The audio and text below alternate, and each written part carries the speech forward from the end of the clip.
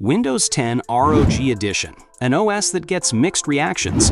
Some say it's great for gaming, while others call it the worst version ever. So what's the truth?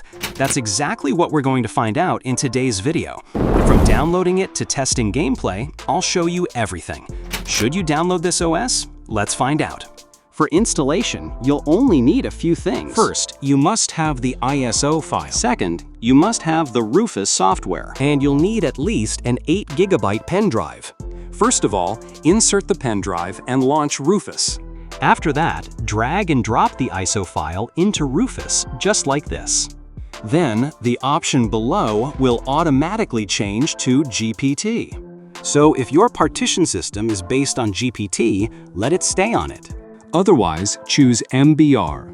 After that, you have to click on the Format button and your pen drive will start becoming bootable. Then, you have to restart your PC and press your boot key multiple times. For example, my boot key is F12, but yours might be different. Now, Windows loading has started here, and once it's complete, you'll see an interface like this. Here, you need to choose a partition. Make sure the partition you select has at least 40 GB of free space and is completely empty. I know 40 GB might sound like a lot, but I'll explain later why it needs that much space.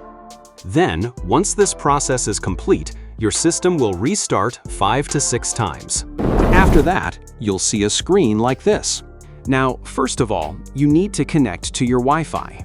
Once Wi-Fi is connected, it will recommend some updates. You have to skip those. Then, the options I'm choosing, you can either select them exactly the same or adjust them according to your own preferences. Now, once you finish the setup, it will automatically start installing some unnecessary applications, which is quite time-consuming. And that's why I told you to leave around 40 GB of free space. So let's wait for a while until it finishes. So here, the process is now complete, and it took around 35 minutes to finish. Now I'm going to give you a detailed overview of everything in this OS. First of all, you'll see its gaming theme, which you can customize according to your preference. Here, you'll find plenty of themes that you can easily apply. Along with that, the developer has also modified other things, like the Start menu and the Notification Center. Apart from this, all your system drivers, like sound and graphics, will be installed automatically as soon as you connect to the internet. Also, this version of Windows comes pre-activated, which means you don't need to use any kind of activator. On the desktop, you'll find a lot of pre-installed apps. But honestly, I don't think many of them are actually useful. So, if you want, you can uninstall them. Additionally, you'll also get the full version of Microsoft Office 2019 pre-activated. Here, I played GTA 4, and as you can see, I didn't get good performance at all. In fact, the gameplay FPS I got was between 15 to 18, which is not playable at all. You'll actually get better FPS on the original Windows.